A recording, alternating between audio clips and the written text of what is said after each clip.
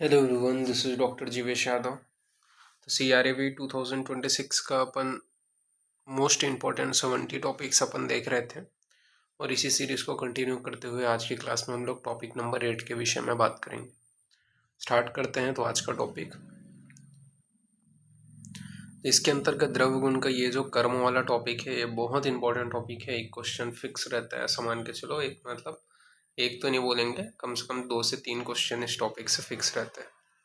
तो सबसे पहले कौन से चीज़ें आपको ध्यान रखनी है, तो निरुक्ति आपको ध्यान रखना है कर्म की। ये श्लोक इंपॉर्टेंट है। संयोगम च विभागम च कारणम द्रव्यमाश्रित कर्तव्य से क्रिया कर्म कर्म नयन उपेक्षेत। अर्थात यहाँ पे बोला गया है संयोग और विभाग,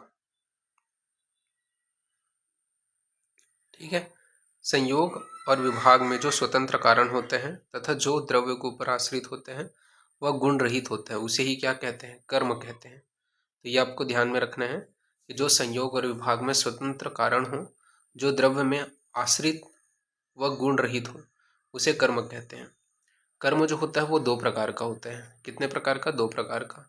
संस्थानिक कर्म और सर्वदेहिक कर्म। सबसे पहले बात करते हैं संस्थानिक कर्म किसको बोलते हैं। तो संस्थानिक कर्म के विषय में बताया गया है कुछ द्रव्यों की क्रिया एक स्थान विशेष पर होती है, ठीक है। तो कुछ द्रव्यों की जो क्रिया है ना, वो एक स्थान विशेष के ऊपर रहती है, जैसे कि नेत्र, मुख, कंठ, कर्ण आदि के ऊपर, ठीक है। तो वो क्या है? आपका संस्थानिक कर्म कहलाएगा, ठीक है।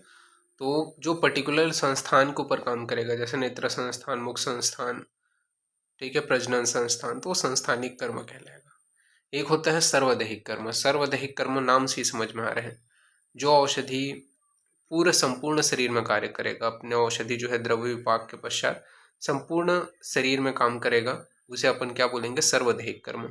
इसके अंतर्गत व्रीहन, रसायन, शोथग्न, ये सभी आ जाता है। जैसे कि मूत्रवाह स्रोतस के लिए अपन पुनर्नवा, गोक्षूर, शिलाजतु, ठीक है, और तृण पंचमूल का प्रयोग करते हैं। रक्तवाह स्रोतस में अपन मंजिष्ठा, हरिद्रा, सारिबा का प्रयोग करते हैं।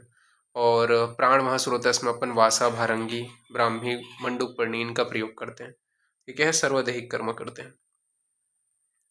अब इसके विषय में अपन बात करें तो एक एक कर्म का जो जो इम्पोर्टेंट है वो सब चीज़ अपन देख लेते हैं।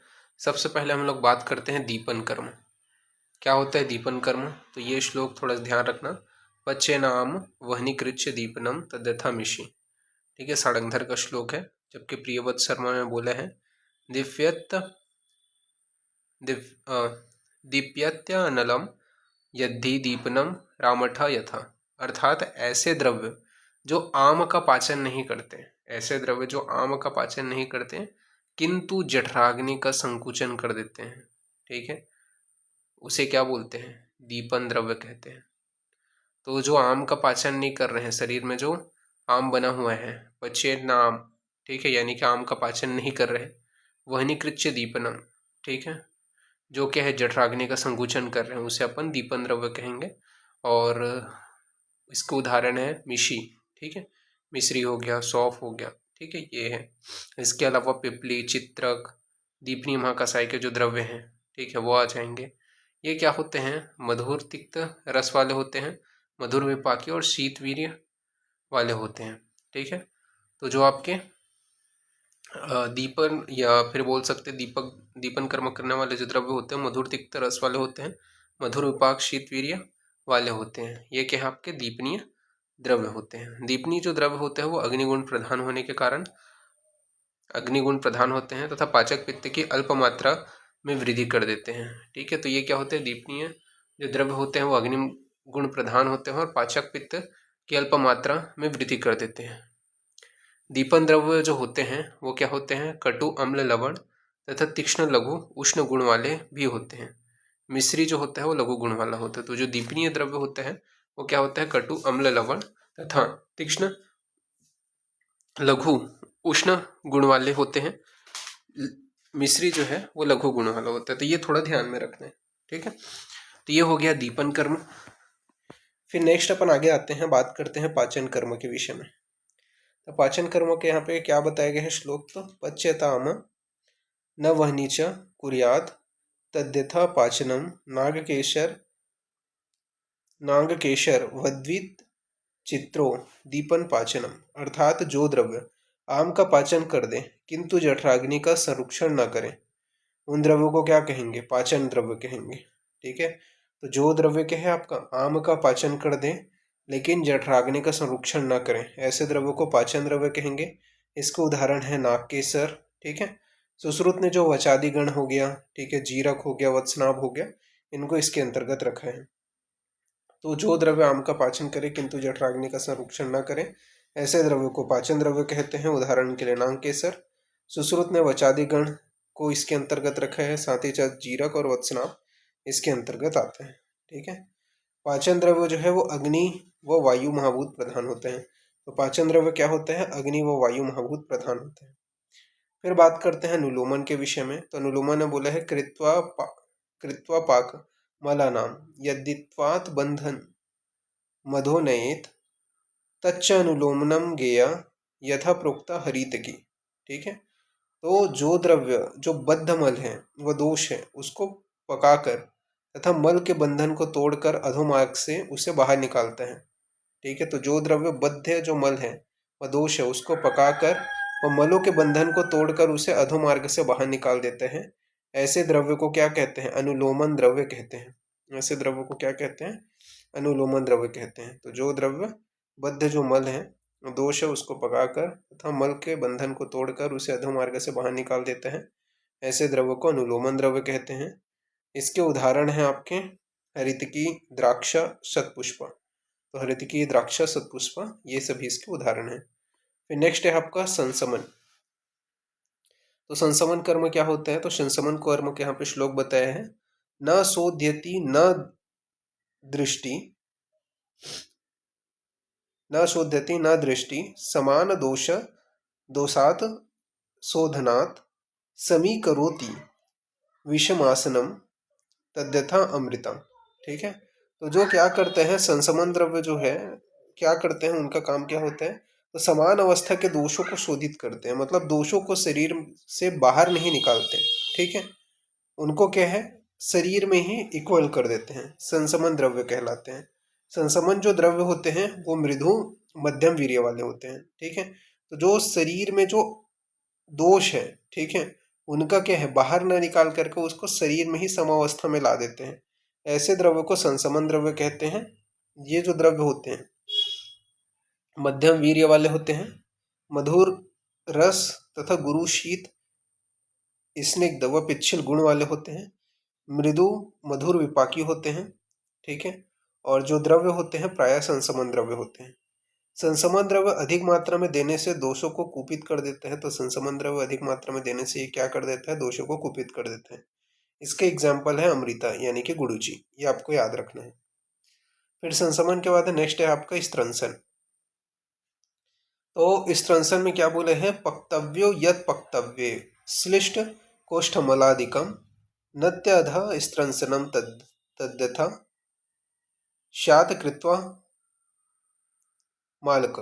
ठीक है, सॉरी, शात कृत मालक, अर्थात यहाँ पे बोला गया है जो द्रव्य कोष्ठ में चिपके हुए जो पच्यमान मल है या अपक्व मल है उसको अधिक अधोगति करा देते हैं। तो जो द्रव्य कोष्ठ में चिपके हुए पच्यमान मल या अपक्व जो मल है उसको अधोगति करा देते हैं, उस द्रव्य को स्त्रंसन द्रव्य कहते हैं। उस कर्म को क्या कहते हैं? स्त्रंसन कर्म कहते हैं। इसके एग्जाम्पल हैं कौन से द्रव्य जो है स्त्रंसन कर्म कराते हैं? तो कृतवान हो गया, राजवृक्ष हो गया, ये सभी क्या है? स्त्रंसन कर्म कराते हैं। स्त्रंसन द्रव्य के प्रयोग से कोष्ठ में क्या है? खरता आ जाता है, खर्त उत्पन्न नहीं होता, ये आपको ध्यान में रखना है। ठीक है, स्त्रंसन जो द्रव्य है वो शरीर में या कोष्ठ में खरता को उत्पन्न नहीं होने देते हैं। तो स्त्रंसन कर्म क्या है? तो जो द्रव्य कोष्ठ में चिपके हुए पच्यमान मल या अपक्व मल को अधोगति करा करके बाहर निकाल देता है, उस कर्म को अपन कहते हैं स्त्रंसन। नाउ नेक्स्ट अपन आगे बात करते हैं भेदन। तो भेदन में बताया गया है मलादिकम बद्धम च बद्धम व पिंडितम मलय भित्वाघ्य पात्यति तद तदेन कटुकी यथा। अर्थात यहाँ पे बोला गया है जो द्रव्य अबद्ध मल या बद्ध मल को तोड़ करके शरीर से बाहर निकाले उसे भेदन कहते हैं। तो जो द्रव्य क्या है? अबद्ध मल या बद्ध मल को, ग्रंथि जो मल है उसको तोड़ करके शरीर से बाहर निकाले उसे भेदन कहते हैं। भेदन द्रव्य जो है वो बलपूर्वक पिंडित मल को शरीर से बाहर निकालते हैं। ये जो होते हैं ये क्या होते हैं, कटु रस वाले होते हैं, उष्ण वीर्य वाले होते हैं, कटु विपाकी होते हैं, ठीक है, तथा लघु तीक्ष्ण गुण से युक्त होते हैं। भेदन कर्म को करते हैं। उदाहरण के लिए क्षार व रसांजन, ठीक है, इसके अंतर्गत क्या है आपके उदाहरण में क्षार व रसांजन इसके उदाहरण के अंतर्गत आते हैं। फिर नेक्स्ट है आपका छेदन के विषय में बात करते हैं। तो छेदन में यहाँ पे बताया गया है श्लिष्टांत कफादि कांतो श्लिष्टांत कफादि का दोषान उन्मूलयित यद बलात् छेदनम तद्यथा क्षार मरीचि शिलजतु। अर्थात जो द्रव्य शरीर के स्रोतसों में चिपके हुए जो कफ आदि दोष है उसको बलपूर्वक पृथक कर शरीर से बाहर कर देते हैं, इस कर्म को क्या कहते हैं, छेदन कर्म कहते हैं। तो छेदन कर्म क्या है, जो द्रव्य शरीर के जो स्रोतस है उसमें चिपके हुए जो कफ आदि दोष है उसको बलपूर्वक पृथक कर शरीर से बाहर कर दे, इस कर्म को छेदन कर्म कहते हैं। इसके उदाहरण है कौन से द्रव्य छेदन कर्म करते हैं, तो मरीच, ठीक है, शिलाजीत, क्षार, ये सभी क्या है छेदन कर्म करते हैं। छेदन कर्म करने वाले जो द्रव्य होते हैं तीक्ष्ण और उष्ण वीर्य वाले होते हैं। छेदन कर्म करने वाले द्रव्य तीक्ष्ण व उष्ण वीर्य वाले होते हैं। फिर नेक्स्ट है आपका लेखन। तो लेखन के विषय में बात करते हैं। तो लेखन में बताया गया है धातुन मलांत देहस्य विशोष्य लेखयेत चेयत लेखनम तद्यथा छौद्र नीरमुष्णम वचायवा, यानी कि जो द्रव्य शरीर के धातु विशेषकर मेद व मल का शोषण करता है उस कर्म को लेखन कर्म कहते हैं। तो जो द्रव्य शरीर में धातु विशेषकर मेद व मल का शोषण करता है उस कर्म को लेखन कर्म कहते हैं।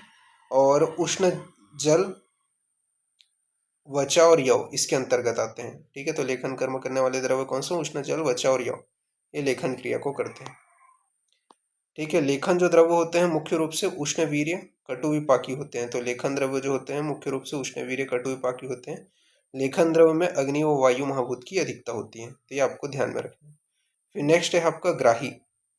तो ग्राही के विषय में बताया गया है दीपनम पाचनम यत् स्याद उष्णम उष्णत्वाद द्रव्य शोषकम ग्राही तच्च यथा शुंठी जीरक गज पिपली, यानी कि जो द्रव्य दीपन पाचन तथा उष्णता के कारण विशेष रूप से द्रव्य रूप मल आदि का शोधन करते हैं उसे ग्राही द्रव्य कहते हैं।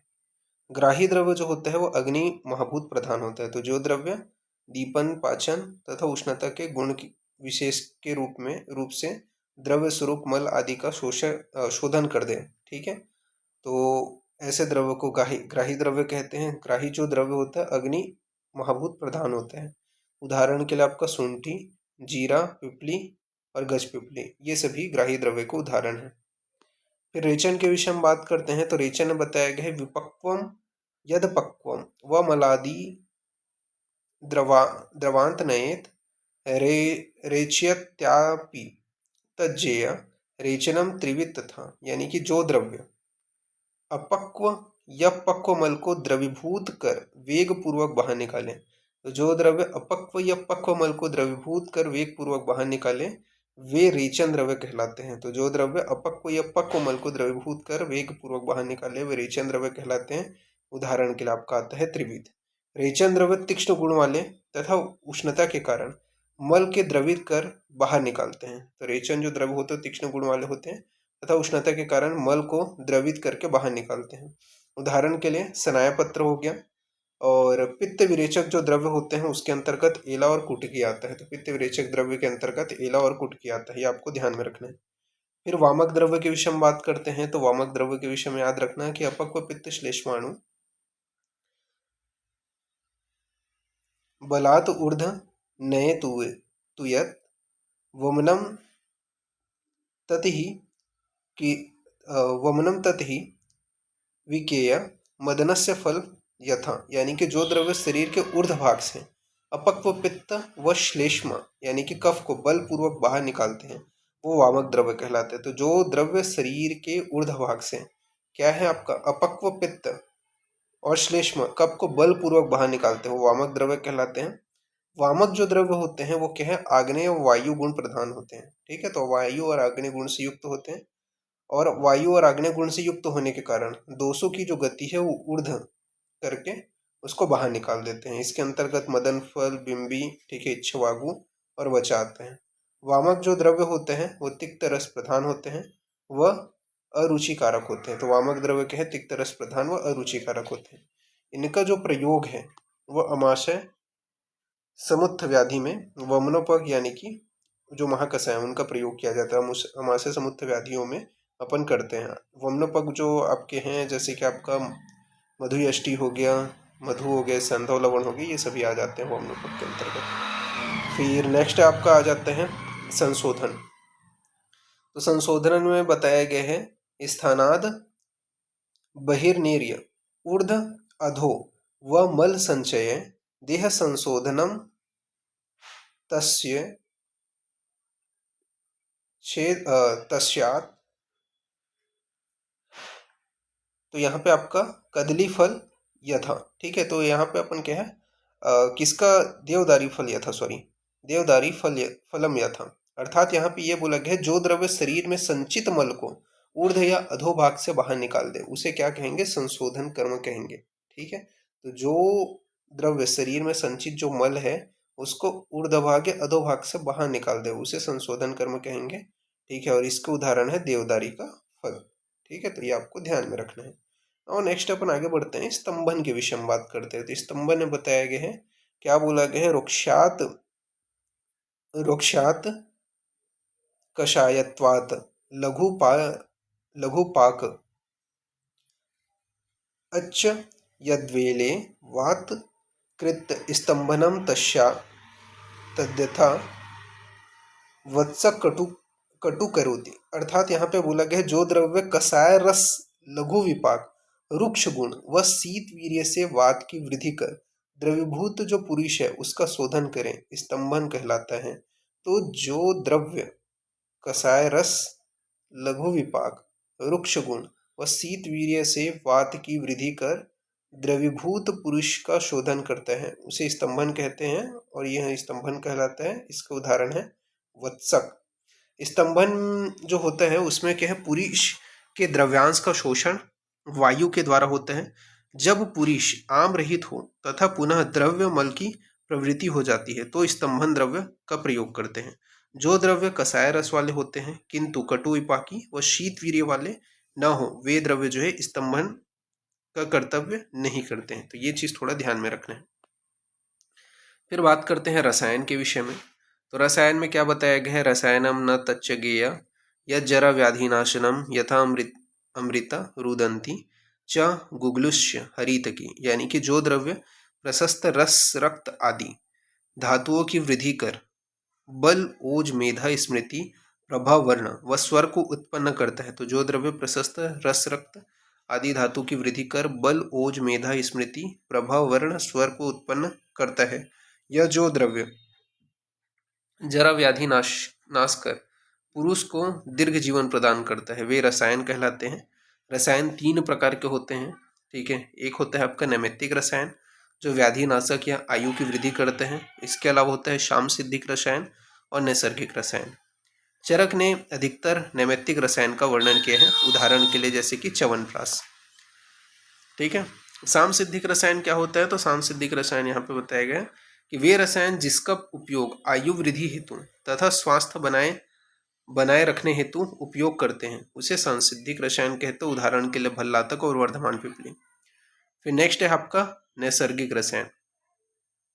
तो नैसर्गिक रसायन किसको बोलते हैं? सॉरी, नैसर्गिक कर्म। तो यहाँ पे बताया गया है, मतलब नैसर्गिक रसायन के अंतर्गत ही आते हैं। तो यहाँ पे बताया गया है नैसर्गिक रसायन किसको बोलते हैं?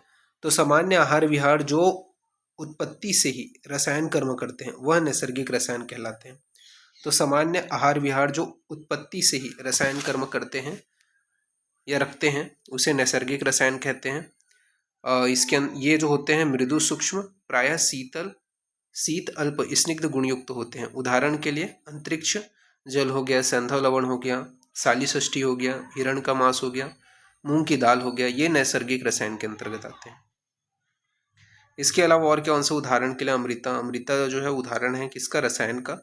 अमृता जो होता है वो मधुर विपाकी तथा तीनों रसों से युक्त होता है। इसी प्रकार गुगलू भी रसायन का उदाहरण है, जिसमें नवीन जो गुगुल होता है यह मधुर विपाक वाला होता है, वो स्निग्ध गुण वाला होता है। जबकि पुराण जो गुग्गुल होता है वो कटु विपाक रुक्ष गुण वाला होता है। हरी इसके अलावा हरितकी जो होते हैं वो कसाय रस वो मधुर विपाकी होते हैं। फिर इसके बाद में बात करते हैं व्यायवीय जो कर्म है उसके विषय में। तो व्यायवीय कर्म के विषय में बोला है पूर्व वाप खिलम काय ततः पाक च गच्छति व्यायवी तद्यथा भांग फेन चहित समुद्रवम। अर्थात जो द्रव्य पाचन के पूर्व ही अपने प्रभाव से संपूर्ण शरीर में व्याप्त होने के पश्चात जठराग्नि संयोग से पाक स्थिति को प्राप्त होता है उसे व्यायवीय द्रव्य कहते हैं। तो जो द्रव्य पाचन के पूर्व ही, पाक नहीं हो रहा है, पाचन के पहले ही अपने प्रभाव से संपूर्ण शरीर में व्याप्त होने के पश्चात जठराग्नि संयोग से पाक स्थिति को प्राप्त होते हैं उसे व्यायवीय द्रव्य कहते हैं। इसके उदाहरण है जैसे कि भांग हो गया, ठीक है, अहीफेन हो गया, मध्य हो गया, विष हो गया, ये जो है व्यायवीय द्रव्य होते हैं। और यहाँ आकाश व वायु महाभूत प्रधान होते हैं। व्यायवीय द्रव्य जो होते हैं वो लघु व सूक्ष्म गुण से युक्त होते हैं। व्यायवीय द्रव्य तीव्र गति से कुपित मतलब ये जो होते हैं व्यायवीय जो द्रव्य होते हैं तीव्र गति से कुपित कर देते हैं शरीर को, ठीक है। फिर बात करते हैं विकासी कर्म के विषय में। तो विकासी कर्म के विषय में बताया गया है संधि बंधस्तु शिथिलन्या करोति विकासी तत् विश्लेष्य ज्यास्य धातुभ्यो यथा कुमुको द्रवा। अर्थात जो द्रव्य ओज को पृथक कर तथा धातुओं को शिथिल कर संधि बंधन शिथिल करते हैं विकासी द्रव्य कहलाते हैं। तो जो द्रव्य ओज को पृथक कर धातुओं को शिथिल कर संधि बंधन को शिथिल करते हैं विकासी द्रव्य कहलाते हैं। विकासी द्रव्य दह तथा उष्मा व क्षोभ की वृद्धि करते हैं। उदाहरण के लिए आपका जो सुपारी है, ठीक है, वो आपका हो गया। इसके अलावा क्रुमुक बोला जाता है उसको, ठीक है। तो क्रुमुक यानी कि सुपारी हो गया, ठीक है। ये क्या होता है अत्यधिक प्रयोग जो है आयु हानि करते हैं, ठीक है। और साथ ही साथ और कौन से विकासी द्रव्य के एग्जाम्पल हैं तो जम्बैरी हो गया, नारंगी हो गया, नींबू हो गया, मास्तुलुंग हो गया, जीवक हो गया, जीवंती हो गया, छिरकाकोली हो गया, काकोली हो गया, अम्लवित्तस हो गया, रिद्धि वृद्धि हो गया, वत्सनाभ हो गया, निर्गुंडी हो गया, ये सभी विकासी के अंतर्गत आते हैं। फिर मदकारी के विषय में बात करते हैं। तो मदकारी में बताया गया है बुद्धि लुप्ति यद द्रव्यम मदकारी तदुचेत तमोगुण प्रधानम च यथा मद्य सुरादिकम। अर्थात जो द्रव्य तमोगुण प्रधान होने के कारण बुद्धि का लोप उत्पन्न करें मदकारी द्रव्य कहलाते हैं। तो जो द्रव्य तमोगुण प्रधान होने के कारण बुद्धि का लोप उत्पन्न करे मदकारी द्रव्य कहलाते हैं। मदकारी द्रव्य जो है निश्चयात्मक बुद्धि का लोप कर भ्रम उत्पन्न करते हैं, तो ये आपको ध्यान में रखना है। जो मादक द्रव्य है या मदकारी द्रव्य जो होते हैं वो क्या होते हैं आपके तीक्ष्ण, रुक्ष, सूक्ष्म, लघु, उष्ण तथा व्यायवीय गुण से युक्त होते हैं। मदकारी जो द्रव्य होते हैं वो क्या है ओज का नाश करते हैं। मदकारी द्रव्य जो होते हैं वायु तथा अग्नि महाभूत प्रधान होते हैं। इसके अंतर्गत मध्य, ठीक है, सुरा, अहीफेन ये सभी आते हैं, तो ये आपको ध्यान में रखना है। फिर नेक्स्ट है आपका प्रमाथी द्रव्य। तो प्रमाथी के विषय में क्या बताया गया है तो प्रमाथी कर्म में बताया गया है निज वीर्येण यद द्रव्यम श्रोतभ्यो दोष संचयम निरस्याति प्रमाथी स्यात् तद्यथा मरीचि वचा। अर्थात जो द्रव्य अपनी शक्ति से रस आदि व स्रोतस तथा कर्ण, मुख व नासिका आदि में संचित दोषों को दूर करता है प्रमाथी द्रव्य कहलाते हैं। उदाहरण के लिए मरीच, वचा। प्रमाथी द्रव्य जो है अग्नि व वायु महाभूत प्रधान होता है। तो जो द्रव्य अपनी शक्ति से रस आदि व स्रोतस तथा कर्ण, मुख व नासिका आदि में संचित दोषों को दूर करते हैं प्रमाथी द्रव्य कहलाता है। उदाहरण के लिए आपका मरीच, वचा। प्रमाथी द्रव्य जो होते हैं वो अग्नि व वायु महाभूत प्रधान होते हैं, तो ये आपको याद रखना है। फिर नेक्स्ट अपन आगे बढ़ते हैं, बात करते हैं अभिष्यंदी। तो अभिष्यंदी कर्म के विषय में बताया गया है पेच्छल्यात गौरवाद द्रव्यम रुद्ध्वा रसवह शिरा धते यद गौरवम तस्याद अभिष्यंदी तत् यथा दधि। अर्थात जो द्रव्य गुरु व पिच्छिल गुण के कारण रस व स्रोतस का अवरोध कर शरीर में गुरुता उत्पन्न करें। तो जो द्रव्य गुरु व पिच्छिल गुण के कारण रस व स्रोतस का अवरोध कर शरीर में गुरुता उत्पन्न करें, दोष धातु मल स्रोतसों में क्लेद की वृद्धि कर कफ को प्रकोप कर कफ का प्रकोप करते हैं अभिसंधि कहलाते हैं। तो जो द्रव्य गुरु व पिच्छल गुण के कारण रस व स्रोतस का अवरोध कर शरीर में गुरुता उत्पन्न करे, दोष धातु मल व स्रोतस में क्लेद की वृद्धि कर दे और कफ का प्रकोप करे, विषंदी द्रव्य कहलाते हैं। इसके एग्जाम्पल हैं दधी, घृत, ठीक है, कदली फल हो गया, ये सभी आ जाते हैं। साथ ही साथ हेमंत, शिशिर और वर्षा ऋतु में दधी का अधिक सेवन करने को कहा गया है। ठीक है, तो हेमंत, शिशिर व वर्षा ऋतु में दधी का अधिक सेवन करने को कहा गया है, तो ये आपको ध्यान में रखना है। फिर नेक्स्ट अपन बात करते हैं जीवनीय के विषय में। तो जीवनीय में क्या बताया गया है, तो जीवनम आयु तस्मय हितम जीवनीयम, ये चक्रपाणी ने बोले, यानी कि जो द्रव्य जीवन या आयु या प्राण का धारण करें या जीवन के लिए हितकर हो उसे जीवनीय द्रव्य कहते हैं। तो जो द्रव्य क्या है, जीवन या आयु या प्राण का धारण करें या जीवन के लिए हितकर हो उसे जीवनीय द्रव्य कहलाता है। उदाहरण के लिए दुग्ध जीवनीय वर्ग के अंतर्गत आते हैं। जीवनीय द्रव्य जो होता है वो पृथ्वी जल महाभूत प्रधान होता है। फिर नेक्स्ट है आपका व्रीहण। तो व्रीहण में बताया गया है वृहत्वम यच्छ जनिये तच्च व्रीहणम, यानी कि जो द्रव्य शरीर की पुष्टि करें वे द्रव्य व्रीहणी द्रव्य कहलाते हैं। व्रीहणी द्रव्य जो होते हैं मुख्य रूप से मांस धातु की वृद्धि करते हैं। तो जो द्रव्य शरीर की पुष्टि करे उसे व्रीहणी द्रव्य कहते हैं। व्रीहणी द्रव्य मुख्य रूप से मांस धातु की वृद्धि करते हैं। फिर व्रीहण योग्य कौन कौन है, किनको किनको व्रीहणीय द्रव्य का प्रयोग करना चाहिए, तो आपका जो कृष है, वृद्ध है, ठीक है, नित्य पैदल चलने वाले हैं, नित्य मद्य का सेवन करने वाले हैं, ठीक है, इनको व्रीहणीय द्रव्य देना चाहिए। व्रीहणीय द्रव्य प्रायः गुरु, शीत, मृदु, स्निग्ध, स्थूल, मद, पिच्छल, स्थिर गुण वाले होते हैं। व्रीहणीय द्रव्य जो है वो पृथ्वी और जल महाभूत प्रधान होते हैं, तो ये आपको ध्यान में रखना है।